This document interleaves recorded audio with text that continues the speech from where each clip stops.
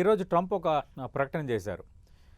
Hormuz straight నుంచి మీ నౌకలకు అనుమతి లభించాలంటే, అక్కడ ఇరాన్ ఆధిపత్యానికి మనం గండి కొట్టాలంటే ఖచ్చితంగా మీ యుద్ధ నౌకలను మోహరించండి అని. దానికి 7 దేశాలు నో చెప్పాయి. ఆ 7 దేశాల్లో ఒక 2 దేశాలు మరొకసారి మేము డిస్కస్ చేస్తామని చెప్పాయి. కానీ అదే సందర్భంలో ట్రంప్ మరో వ్యాఖ్య చేశాడు. చైనా మాత్రం చక్కగా హార్మూజ్ స్ట్రైట్ని వాడుకొని అన్ని నౌకలకి గ్రీన్ సిగ్నల్ ఇప్పించేసుకుంటోంది అని. అంటే ఇక్కడ ఏంటంటే, ఒకటి చైనా మీరన్నట్టుగా ఇరాన్ భుజంపై తుపాకీ పెట్టి అటు ఇజ్రాయెల్ని యూఎస్ని కాల్చుతోంది. మీరన్నట్టు యుద్ధ నీతి మారిపోయింది. అది పిక్చర్ క్లియర్గా మనకి కనిపిస్తోంది. అంటే ఇప్పుడు చైనా ఒక రకంగా ఇరాన్కు మద్దతు ఇస్తోంది. ఇరాన్ చైనా యొక్క ప్రయోజనాలను కాపాడటానికి యుద్ధంలో ప్రదర్శిస్తోంది. కాబట్టి ఇక ఇరాన్ను కొట్టడం అనేది అమెరికాకు ఇంపాసిబుల్లా? ఒకవేళ ఇరాన్ను పూర్తిగా భస్మీపట్నం చేసే పరిస్థితి వస్తే చైనా ఎలా వ్యవహరించవచ్చు? చైనా ఆ ఛాన్స్ ఇస్తుంది అమెరికాకి, ఇజ్రాయిల్కి? ఓకే, చాలా లోతైన ప్రశ్న ఇది. మిలిటరీ పరంగా ఇరాన్ని తుదిముట్టించడంలో America might win or America might even be successful. Okay, how soon అనేది ఇట్స్ మ్యాటర్ ఆఫ్ టైమ్. ఇవాళ యాజ్ వీఆర్ టాకింగ్, ఓకే, ఇవాళ 16th of March 2026 around 5:30 PM we're talking in Hyderabad. Right. ఇవాళ నుంచి 1 more వీకా, 2 more వీక్సా, 3 more వీక్సా, it is matter of speculation. Okay.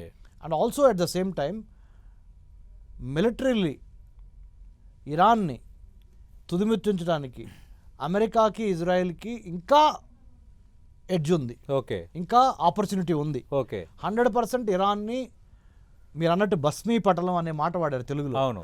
అంటే Iran యొక్క ఆర్థిక మూలాలు, ఇరాన్ యొక్క రాజకీయ మూలాలు, ఓకే, ఇరాన్ యొక్క వ్యాపార వర్తక మూలాలు మీద దెబ్బ తగిలే విధంగా అమెరికా తప్పనిసరిగా, అమెరికా ప్లస్ ఇజ్రాయెల్ కలిసి కొడతామంటంలో సందేహం లేదు. కానీ ఒక్కోసారి ఏమవుద్దంటే operation successful but patient dead. అవును, అర్థమైంది. ఈ నానుడి మనకు తెలుసు. అవును. ఇప్పుడు America might win tactically, okay, or at this juncture, right, or battle. America might win the battle, okay, but already lost the war. ఎలా? దీనికి చెప్తా. డొనాల్డ్ ట్రంప్ ఇవాళ నుంచి మహా అయితే ఇంకొక 2.5 years అధ్యక్ష భవనంలో ఉంటాడు. ఓకే. దాని తర్వాత డొనాల్డ్ ట్రంప్ ఈస్ గాన్. అవును. ఏం చేస్తున్నాడు? Let's make America great again అనే నినాదంలో భాగంగా సతీష్ సార్ ప్రపంచానికి ఇంకొక 50 ఏళ్ల పాటు యాంటీ అమెరికనిజాన్ని పెంచే సెంటిమెంట్ని పెంచి వెళ్ళిపోతున్నాడు. Okay. That's very very sad and very unfortunate. Right. 166 మంది చిన్నపిల్లలు చనిపోయారు ఇరాన్లో. అవును. Iranian Republican Guard Corps supreme leader Ayatollah Khomeini యొక్క బిల్డింగ్ పక్కన Iranian Revolutionary Guard Corps building ఉంది. ఆ బిల్డింగ్ని కొట్టే పరిణామ క్రమంలో అమెరికా ఉపయోగించిన బాంబ్స్, మిస్సైల్స్ 166 మంది పిల్లల ప్రాణం బలిగొన్నది. అది సగటు ఇరానియన్స్ ఎప్పటికీ మర్చిపోరు. ఓకే. అండ్ ఆల్సో అదేం చేసిద్దంటే రాబోతున్న తరాలకు కూడా అది ఎప్పుడు దీన్ని ఉటంకిస్తారు. రైట్. ఈ విధంగా America militarily might win the battle, right, but it will lose the war అని చెప్పా. అవును. ఆ మాట ఎందుకు వాడానంటే రాబోతున్న జనరేషన్స్లో కూడా ఈ యుద్ధ యాంటీ అమెరికా, యాంటీ ఇజ్రాయెల్ భావాలని ఈ డొనాల్డ్ ట్రంప్ చేసిన పని మూలాన అది సుస్థిరం అయిపోద్ది. రైట్. ఇక్కడ ఇంపార్టెంట్ అది మనం గమనించాల్సింది. ఇంకోటి, corporate nationalism versus cultural nationalism. Okay. 2 important words వాడా మీకు. అవును. నేను ఢిల్లీ జవహర్లాల్ నెహ్రూ యూనివర్సిటీలో చదువుకున్న నేపథ్యం, స్కూల్ ఆఫ్ ఇంటర్నేషనల్ స్టడీస్ జేఎన్యూలో PhD in American studies, post doctorate in Israel ఈ చేసే నేపథ్యం నుంచి మాట్లాడుతున్నా. Okay. Cultural nationalism versus corporate nationalism అంటే అర్థం ఏంటంటే, ఈ వార్లు 2 కనపడుతున్నాయి మనకి. అవును. అమెరికా యొక్క military industrial complex, okay, 50% of the arms export చేసేది ప్రపంచానికి ఎవరో తెలుసా sir? United States of America. 50% ఆయుధాలని మ్యానుఫ్యాక్చర్ చేసి ఎగుమతి చేసేది అవును. SIPRI, S I P R I, okay. Stockholm International Peace Research Institute యొక్క నివేదిక ప్రకారము, సిప్రి నివేదిక ప్రకారము 50% of the arms supplies are from United States of America. Okay.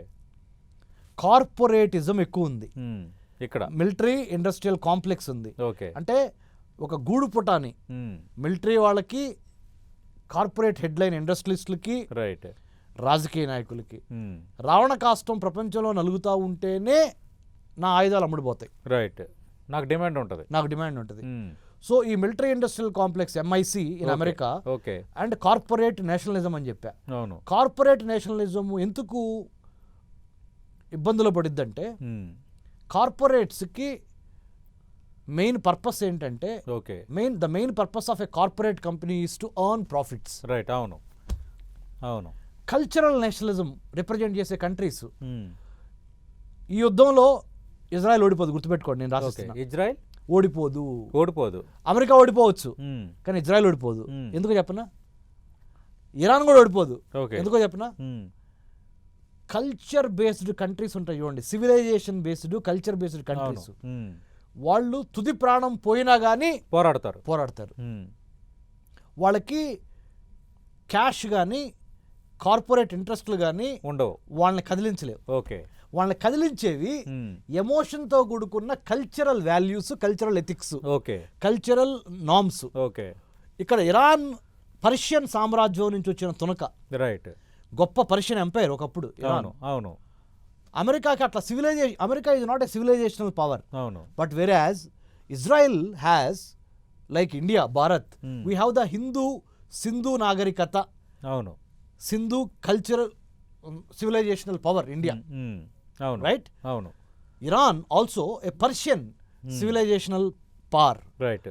వెరాజ్ United States of America is only 250 year old, రైట్. 1776 నుంచి 2026 కి 250 ఏళ్ళు ఇది అమెరికా వయసు.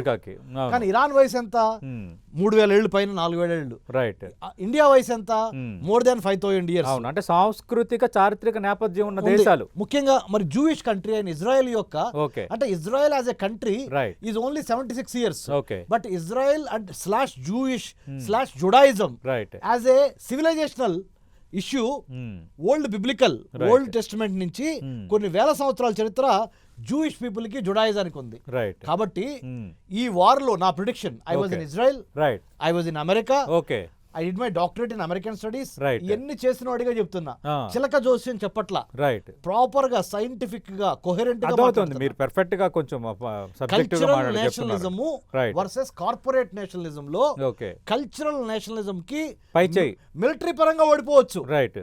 కానీ వార్ ని తరతరాలు సస్టైన్ చేసే నాలెడ్జ్ గానీ, శక్తి గానీ, పేషెన్స్ గానీ, పర్సివరెన్స్ గానీ కల్చరల్ నేషనలిజానికి ఉంటుంది.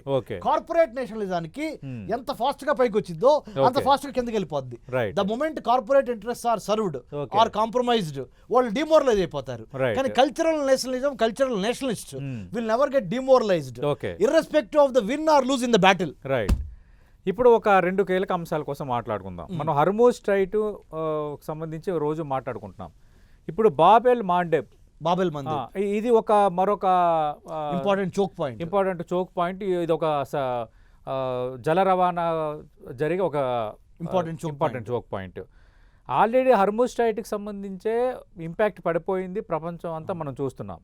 ఇప్పుడు ఈ బాబ్ ఎల్ మాండెబ్ సంబంధించి హౌతీ రేబల్స్ యమన్కి సమీపంలో ఇది ఉంటుంది కాబట్టి అది క్లోజ్ చేయడానికి రంగం సిద్ధం చేసుకుంటున్నారు. దీని ఇంపాక్ట్ ఇంకెలా ఉండొచ్చు? అసలు మీరు 10 TV ద్వారా 10 TV చూస్తున్న ప్రేక్షకులకి మనం చాలా ఇది క్రూషియల్ పాయింట్ ఇవ్వబోతున్నాం. ఎలా అని చెప్పనా సార్, ఒక 5 ఇంపార్టెంట్ పంచభూతాలు ఉన్నాయి. మనకు తెలిసినవి ఏంటి? గాలి, నింగి, నీరు, నిప్పు, మన ఆకాశము, ఇట్లా అనుకుందాం. వాటరు, ఫైరు, ఎర్త్, స్కై, ఇవి అనుకుందాం మనం. 5 ఇంపార్టెంట్ చోక్ పాయింట్స్ ఉన్నాయి, narrow points in the Indo Pacific waters. Indian ocean, Pacific ocean మధ్య 5 ఇంపార్టెంట్ చోక్ పాయింట్స్ ఉన్నాయి.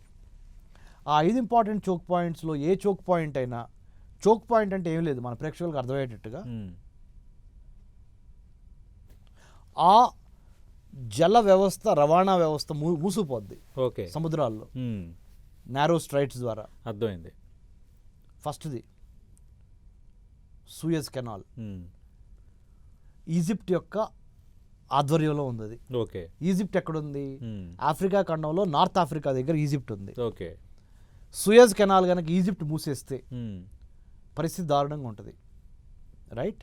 1956లో సూయజ్ క్రైసిస్ వచ్చింది. అవును. అప్పుడు అమెరికా, ఫ్రాన్స్ కలిసి, ఇంగ్లాండ్ వీళ్ళందరూ కలిసి ఈజిప్ట్ నెట్టనో నయానో భయానో ఒప్పించి మళ్ళీ కెనాల్ని ఓపెన్ చేపించి ఆ నేషనలైజేషన్ చేసి సూయజ్ వచ్చే రాబడి సూయజ్ కెనాల్ ద్వారా వచ్చే రాబడి ఈజిప్ట్కి వెళ్తుంది. రైట్. మరి ఈజిప్ట్ ఎవరు? Islamic country. ఇస్లామిక్ కంట్రీ అయిన Egypt Sunni country. Okay. Okay, number 1. Number 2, Bab el Mandeb అని చెప్పారు. అవును. సూయజ్ కెనాల్ ద్వారా ఈ రెడ్ సీలోకి షిప్లు వచ్చి యెమెన్ పక్కన ఇటు జిబూతి పక్కన మధ్యలో నుంచి షిప్పులు బయటకు వస్తాయి. ఓకే. దాన్ని బాబ్ ఎల్ మందేబ్ అంటారు. ఓహో. ఆ బాబ్ ఎల్ మందేబ్ స్ట్రైట్ మీద యెమెన్ దగ్గరగా ఉండటం మూలాన ఇక్కడేమో స్ట్రైట్ ఆఫ్ హర్ముజ్ ఇరాన్కి దగ్గరగా, అవును, ఇక్కడ బాబ్ ఎల్ మందేబు యెమెన్కి దగ్గరగా. రైట్. యెమెన్లో ఉన్న హౌతీ రెబల్స్ కి ఫండింగ్ ఇస్తుంది ఎవరు? ఇరానే. అవును. సో ఈ బాబ్ ఎల్ మందేబు కూడా గనక క్లోజ్ అయితే ఇరాన్ చెప్పినట్టు ఈ హౌతీ రెబల్స్ని మీరు అన్నట్టుగా అవును ప్రపంచ వాణిజ్యంలో చాలా కుదేలైపోతాయి, షిప్పులు చాలా అయిపోతాయి అక్కడ. ఓకే. రెండో పాయింట్. ఫస్ట్ చెప్పాను సూయజ్ కెనాల్, అవును. రెండో చెప్పాను బాబ్ ఎల్ మందేబ్, మూడోది straight of Hormuz. Okay. Straight of Hormuz నుంచి బయటికి రావాలి అంటే ఇరాన్ అక్కడ అష్టదిగ్బంధనం చేసేసింది. అవును. దానికి ఇరాన్కి పక్కనగా ఒమన్కి ఇరాన్కి మధ్య స్ట్రైట్ ఆఫ్ హర్ముజ్ ఉంది. రైట్. ఇరాన్ దాన్ని ఆధిపత్యంలో తీసుకుంది because of the geo political scenario. Okay. Saudi Arabia, Muscat, so let's say Saudi Arabia, Oman, ఖతారు, UAE, Bahrain, ఈ కంట్రీస్ నుంచి కువైట్, ఈ కంట్రీస్ నుంచి ఆయిల్ ఈ స్ట్రైట్ ఆఫ్ హర్ముజ్ ద్వారా బయటికి రావాలి. ఇరాన్ అయిన ఆయిల్ కూడా స్ట్రైట్ ఆఫ్ హర్ముజ్ ద్వారానే బయటికి రావాలి. ఇప్పుడు యుద్ధం మూలన ఇరాన్ ఆపేసింది. ఓన్లీ ఫ్రెండ్లీ కంట్రీస్ వరకు అలో చేస్తానని చెబుతుంది. ఓకే. అమెరికాకి కానీ ఇజ్రాయెల్కి కానీ సంబంధించిన కంట్రీస్కి కానీ, ఆ కంట్రీస్ అమెరికా ఇజ్రాయెల్కి కానీ వాళ్ళ ఫ్రెండ్స్కి కానీ షిప్స్ ఎవరిని వస్తే వాళ్ళు అలో చేయమని చెబుతుంది. ఓకే. మరి తప్పనిసరిగా ఇక్కడ ఎంతో కొంత దెబ్బతగిలినట్టేగా. అవును. ఇది మూడోది. నాలుగోది చెప్పనా సార్? ఆసియా ఖండంలో ఇండోనేషియా, మలేషియా 2 ముస్లిం కంట్రీస్. ప్రపంచంలో అత్యంత ఇస్లామిక్ పాపులేషన్ ఉన్న కంట్రీ ఏంటి? ఇండోనేషియా. Second India. ప్రపంచంలో అత్యధిక ఇస్లామిక్ పాపులేషన్ ఉన్న దేశం ఏంటి? భారత్, ఇండియా. రెండో దేశం. మొదటి దేశం ఇండోనేషియా. మన దగ్గర 24-23 కోట్లు ఉంటే వాళ్ళ దగ్గర 30 కోట్ల దాకా ఇండోనేషియాలో ముస్లిమ్స్ ఉన్నారు. ఓకే. మరి ఇండోనేషియాలో ఉన్న ముస్లిమ్స్ సున్నీస్, షియా కాదు. షియా కొంత తక్కువ ఉండి ఉంటారు. Right. Limited. Suez canal, Egypt, right, Islamic country. అవును. Bab el Mandeb, Yemen, Islamic rebels, Houthi rebels ఉన్న country. Indonesia, Malaysia Muslim country. Right. ఆ ముస్లిం కంట్రీస్ మధ్య ఉన్న చోక్ పాయింట్ ఏంటి? Malacca straits. Okay. Malacca straits. Okay. అంటే ఇప్పుడు ఈ Hormuz straight నుంచి వచ్చే నౌకలు ఉన్నాయి కదా, అవి ఇక్కడి నుంచి వెళ్ళాల్సిందే, ఇటు నుంచి వెళ్ళాల్సిందే, ఇదే దారి. స్ట్రైట్ ఆఫ్ హర్మూజ్ నుంచి మంచి ప్రశ్న అడిగారు. స్ట్రైట్ ఆఫ్ హర్మూజ్ నుంచి కిందకు వచ్చి కింద నుంచి భారతదేశానికి సంబంధించిన మహారాష్ట్ర, అవును, గోవా, కర్ణాటక, కేరళ దగ్గరికి వచ్చి తమిళనాడు శ్రీలంక మధ్య పాక్ స్ట్రైట్ నుంచి, లేదా ఒక్కోసారి శ్రీలంక కింద నుంచి ఇటు వచ్చి ఇక్కడ ఉన్న ఇండోనేషియా, మలేషియా మధ్య ఉన్న మలక్కా స్ట్రైట్ ద్వారా షిప్పులు అలా పైకెళ్ళి ఆసియాన్ కంట్రీస్ అయిన association of south east Asian countries అంటారు, దక్షిణ ఆగ్నేయ ఆసియా కంట్రీస్, దక్షిణ ఆగ్నేయం, association of south east Asian nations, ఆగ్నేయ కంట్రీస్ నుంచి Indonesia, Malaysia, Singapore, Thailand, Brunei, Vietnam, ఈ కంట్రీస్ తర్వాత చైనా, మన Japan, south Korea, north Korea, north Korea. Okay, sketch. ఇలా వెళ్ళి మళ్ళీ పసిఫిక్ మహాసముద్రం పశ్చిమానున్న కాలిఫోర్నియా స్టేట్, అమెరికా యొక్క పశ్చిమ ప్రాంతం వరకు ఈ షిప్లు ఇట్లా క్యారీ అయ్యే అవకాశం ఉంటుంది. చూడండి, ఇది మలక్కా స్ట్రైట్ రైట్. మూడోది. సూయజ్ కెనాల్ చెప్పాను, బాబెల్ మందేబ్ చెప్పాను, స్ట్రైట్ ఆఫ్ హర్ముజ్ చెప్పాను, మలక్కా స్ట్రైట్ చెప్పాను. లాస్ట్ బట్ నాట్ లీస్ట్, ఇది కూడా చాలా కీలకం. ఓకే. ఇదేంటంటే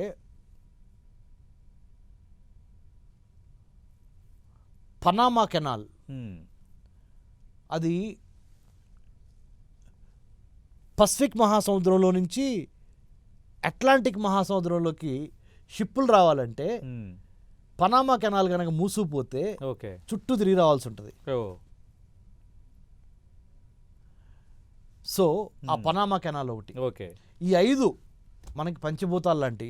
ప్రపంచంలో వర్తక వాణిజ్య వ్యాపార స్మూత్గా జరగాలి అంటే shipping lanes, sea lanes of communication, smooth flow of logistics okay on sea based, సముద్రం మీద. అవును. ప్రపంచంలో సతీష్ గారు 10 టీవీ చూస్తున్న మన ప్రేక్షకులు చెప్పాలి, రైట్, 80% ట్రేడ్, ప్రపంచ ట్రేడ్లో 80% ట్రేడ్ సముద్రం మీద జరుగుద్ది. రైట్. సముద్రంలో ఉన్న 5 ఇంపార్టెంట్ చోక్ పాయింట్లలో మరి ఎక్కువ చోక్ పాయింట్స్ ఎవరి ఆధీనంలో ఉన్నాయి? Islamic countries except Panama canal. ఇప్పుడు నేను మాట్లాడిన 4 ఇస్లామిక్ కంట్రీసే. రైట్. సున్నీలు గనక షియాలు గనక ఏకమైతే, if there is a unity between Sunnis and Shias, okay, there are chances that they can ప్రపంచ వ్యాపారాన్ని ఒక్కసారి అట్లా ఆపగలిగిన శక్తి వాళ్ళకు ఉంది. అర్థమవుతుంది. రైట్. టెక్నాలజీ క్రిస్టియన్ కంట్రీస్ దగ్గర ఉండొచ్చు, రైట్, అవును, కానీ సముద్ర ఆధిపత్యానికి సంబంధించిన choke points Islamic countries 50+ countries ఉన్నాయి. రైట్. ఈ కంట్రీస్ యొక్క ఆధీనంలో ఉంది. దీనికి అగ్నికి ఆజ్యం పోసినట్టు రైట్ చైనా. రైట్. కనుక ఈ దాంట్లో ఇరాన్కి మద్దతుగా లేదా సున్నీ కంట్రీస్కి మద్దతుగా చైనా గనక తన చక్రాన్ని గనక తెలివితో తిప్పిందంటే ఓకే అమెరికా ఐసోలేట్ అయిపోద్ది. రైట్. కానీ అందరినీ కొట్టగలిగిన శక్తి ఒక ఇజ్రాయెల్కి ఉంది. ఓకే. ఎలా అనేది the power of the American Jewish lobby కానీ, రైట్, ఓల్డ్ బిబ్లికల్ వాల్యూస్ పరంగా కానీ, ఓకే, లేకపోతే వాళ్ళకున్న తెలివితేటల పరంగా కానీ, రైట్, ట్రేడు, టెక్నాలజీ, కామర్సు అన్నిట్లో ఇజ్రాయలీస్ / జూయిష్ పీపుల్ / జుడాయిజం అవును ఏ విధంగా వెళ్తుంది అనేది తర్వాత ఇంకోసారి మనం మాట్లాడదాం. ఖచ్చితంగా. అంటే ఇప్పుడు అన్నారు కదా చైనా యుద్ధ నీతి, యుద్ధ రీతి వేరేగా ఉందని. ఇప్పుడు ఆల్రెడీ చైనాకు సంబంధించి మనం మాట్లాడుకుంటున్నాము. నిజంగా ఈ పరిస్థితి వచ్చినప్పుడు చైనా ఎలా రెస్పాండ్ కాబోతుంది అన్నది కూడా మనం మాట్లాడుకుంటున్నాం. ఇప్పుడు కుర్గ్ ఐలాండ్కి సంబంధించి ఇరాన్కి సంబంధించి అమెరికా లేదంటే ఇరాన్ అమెరికా, ఇజ్రాయెల్ కొన్ని దాడులు చేశాయి. మా చమురు కేంద్రాల జోలికి వస్తే గల్ఫ్ దేశాల్లో ఉన్న చమురు కేంద్రాలను మొత్తం క్లోజ్ చేసేస్తాం, ఫినిష్ చేసేస్తామని ఇరాన్ ఒక ప్రకటన చేసింది. అయితే ట్రంప్ ఇప్పుడు ఏమంటున్నాడంటే కుర్గ్ ఐలాండ్ను త్వరలో స్వాధీనపరుచుకుంటున్నాం అంటున్నాడు. నిజంగా ఏంటి కుర్గ్ ఐలాండ్ని నిజంగా స్వాధీనపరుచుకునే పరిస్థితి ఉందా? ఒకవేళ కుర్గ్ ఐలాండ్ని అమెరికా, ఇజ్రాయెల్ స్వాధీనపరుచుకుంటే ఏం జరుగుతుంది? ఇరాన్ ఆయువు పట్టు ఆ కుర్గు ఐలాండ్, అవును, దాన్ని అమెరికా, ఇజ్రాయెల్ కలిసి గ్యారంటీ కొడతాయి. దానికి రిటాలియేషన్లో భాగంగా ఇరాను వీక్ పాయింట్ అక్కడే, స్ట్రాంగ్ పాయింట్ కూడా అక్కడే. వీక్ పాయింట్ ఎక్కడే ఇద్దంటే Iran in retaliation to the attacks on Kharg island, Iranian Kharg ఐలాండ్లో గల్ఫ్ కోఆపరేషన్ కౌన్సిల్ కంట్రీస్లో ఉన్న ఆయిల్ రిఫైనరీస్ మీద కానీ, ఆయిల్ స్టోరేజ్ ఫెసిలిటీస్ మీద కానీ ఈ ఇరాన్ కనుక కౌంటర్ అటాక్ చేస్తే, ఆల్రెడీ మొన్న ఇరాన్ ఒక మాట ఇచ్చింది, ఓకే సారీ క్షమించండి, మేము పొరపాటున అమెరికన్ మిలిటరీ బేసెస్ని కొట్టబోయి ఆ పరిణామ క్రమంలో మిగతా సున్నీ ముస్లిమ్స్కి కూడా మేము ఇబ్బంది పెట్టాము, దుబాయ్ లాంటి మహానగరాన్ని మట్టిపెట్టాము, ప్రపంచ ఆర్థిక రాజధానిగా దుబాయ్ వచ్చింది, ఆ దుబాయ్ని కూడా దెబ్బతీసేసాము, క్షమించండి అని అంది ఇరాన్. ఇని ఇప్పుడు కనుక కుర్గ్ ఐలాండ్స్ మీద అమెరికా, ఇజ్రాయెల్ అటాక్ చేస్తే, ఇరాన్ కనుక ఈ గల్ఫ్ కోఆపరేషన్ కౌన్సిల్ కంట్రీస్ మీద అటాక్ చేస్తే ఇరాన్కి ట్రస్ట్ డెఫిసిట్ ఏర్పడుతుంది. ఓకే. తద్వారా ఇరాన్ తన గుయి తానే దవ్వుకుంటుంది. మ్మ్. మరి రియాక్ట్ కాలేదంటే మ్మ్. యుద్ధం ఓడిపోయినట్టు, ఇరాన్ బలహీనపడినట్టు అమెరికా ఇజ్రాయెల్ కలిసి ప్రకటిస్తాయి. రైట్. ఇలాంటి పరిస్థితులు ఇరాన్ ఏం చేస్తుందంటే మ్మ్. తెలివిగా మ్మ్. చైనాని, రష్యాని, నార్త్ కొరియాని లోపలికి లాగటానికి ప్రయత్నిస్తుంది. శతవిధాలా ప్రయత్నించింది. రైట్. ఆ శతవిధాలా ప్రయత్నించినప్పుడు మ్మ్. ఏం జరుగుద్ది అనేది right. We have to wait and see. Okay. Whether Russia, China, North Korea right. Will listen to Iran right. Are they will give a different suggestion Right. To Iran అనేది వేచి చూడాలి.